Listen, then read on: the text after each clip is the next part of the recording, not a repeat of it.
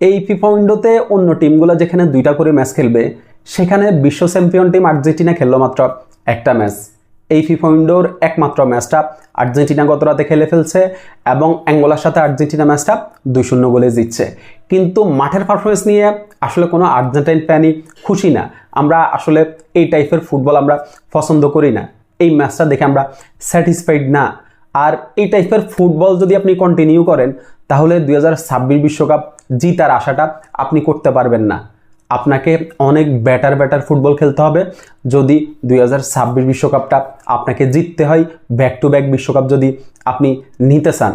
এখন এই টাইপের ফুটবল খেলে আমরা ইউরোপের টিমগুলোর এগেইনস্টে যদি পড়ি, তাহলে হচ্ছে যে আমাদের কি বাজে অবস্থা হবে, এটা জাস্ট আমি ভাবতে পারি না ভাই।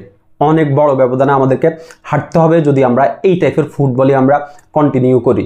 আমাদেরকে অনেক ভালো ফুটবল খেলতে হবে, তারপরে হচ্ছে আমরা 2026 বিশ্বকাপের আশাটা আমরা করতে পারি। যদিও আসলে এই ম্যাচের পারফরমেন্স নিয়ে আমি একটু মন খারাপ, কিন্তু আমি হতাশ না। কারণ এই ম্যাচে আমাদের বেশ কিছু প্লেয়ার ছিল না। ওই প্লেয়ারগুলো যদি থাকতো তাহলে হচ্ছে গোলের ব্যবধান আরও বেশি হইতো বলে আমি মনে করি। স্কালোনিও আসলে আপনার প্লেয়ার নিয়ে এত টেনশন করা লাগতো না। স্কালোনির হাতে যথেষ্ট অপশন থাকতো। ওই প্লেয়ারগুলো না থাকার কারণে হচ্ছে মাঠের খেলায় সেটার ইমপ্যাক্ট পড়ছে। এখন এই ফিফা উইন্ডোতে অন্য টিমগুলো হচ্ছে 2টা করে ম্যাচ খেলবে, সেখানে আর্জেন্টিনা কেন ভাই একটা ম্যাচ খেলবে শুধু? আর্জেন্টিনা কি আসলে আরেকটা ম্যাচের প্রতিপক্ষ ম্যানেজ করতে পারে নাই? আর্জেন্টিনা তো বিশ্ব চ্যাম্পিয়ন টিম, তারা বললে কি অন্য কোনো টিম আসলে রাজি হইতো না? আপনার এই যে একটা ম্যাচ খেলছে, আরেকটা ম্যাচ খেলার সুযোগ নাই, আমি বলবো যে এই যে আরেকটা ম্যাচ খেলার সুযোগ নাই, এটা আর্জেন্টিনার জন্য লস হয়েছে। কারণ আরেকটা ম্যাচ যদি আর্জেন্টিনা খেলতো, তাহলে হচ্ছে স্কালোনি টিমটাকে নিয়ে আরেকটা ম্যাচে এক্সপেরিমেন্ট করতে পারতো। এখন কিন্তু আর টিমটাকে নিয়ে এক্সপেরিমেন্ট করার সুযোগ সে পাইতেছে না। এই যে কয়দিন সময় আছে, এই কয়দিন হচ্ছে নিজেরা প্র্যাকটিস করবে বা নিজেরা 2 দলে ভাগ হয়ে হচ্ছে প্র্যাকটিস ম্যাচ খেলবে।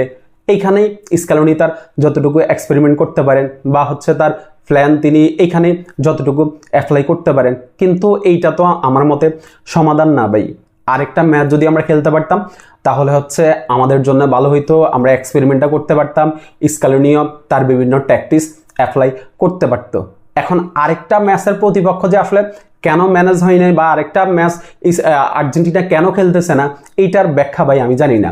অস্ট্রেলিয়ার সাথে ম্যাচ খেলার কথা ছিল, ওইটা শেষ পর্যন্ত ক্যান্সেল হয়েছে। এরপর হচ্ছে ইন্ডিয়া ট্যুর করার কথা ছিল, ওইটাও শেষ পর্যন্ত ক্যান্সেল হয়েছে। কিন্তু আফটার অল এইটা আমি বলবো যে আর্জেন্টিনার জন্য লস হয়েছে। কারণ আপনি দেখেন, আমাদের কিন্তু এই যে এক্সপেরিমেন্ট করাটা এই ম্যাচের মাধ্যমে শেষ হয়েছে। কারণ লম্বা একটা সময় আর্জেন্টিনার আর কোনো ম্যাচ নেই। সেই মার্চে গিয়ে আমাদের ম্যাচ খেলতে হবে স্পেনের সাথে, ফিনালিজিমা ট্রফির জন্য আমরা ফাইট করব।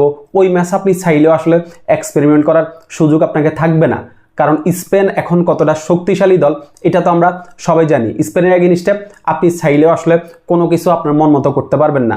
ওইখানে আপনাকে ট্রফির জন্য ফাইট করতে হবে, ওইখানে আপনার আলাদা গেম প্ল্যান থাকবে। আপনি আপনার সর্বশক্তি নিয়ে ওই ম্যাচটাতে লড়াই করবেন। সো ওই ম্যাচ আপনি চাইলেও এক্সপেরিমেন্ট করতে পারবেন না। সেখানে আমি বলবো যে ভাই, এই ম্যাচটা আমরা ওই যে একটা ম্যাচ না খেলার কারণে এটা আর্জেন্টিনার জন্য লস হয়েছে। আরেকটা ম্যাচ আর্জেন্টিনার অবশ্যই খেলার উচিত ছিল। এখন স্কালোনির উপরে আসলে আমাদেরকে ভরসা করতে হবে। স্কালোনি শেষ পর্যন্ত আমি বলবো যে আমাদেরকে হতাশ করবে না। স্কালোনির উপরে সকল আর্জেন্টাইন ফ্যানরাই ভরসা রাখুন। ধন্যবাদ সবাইকে।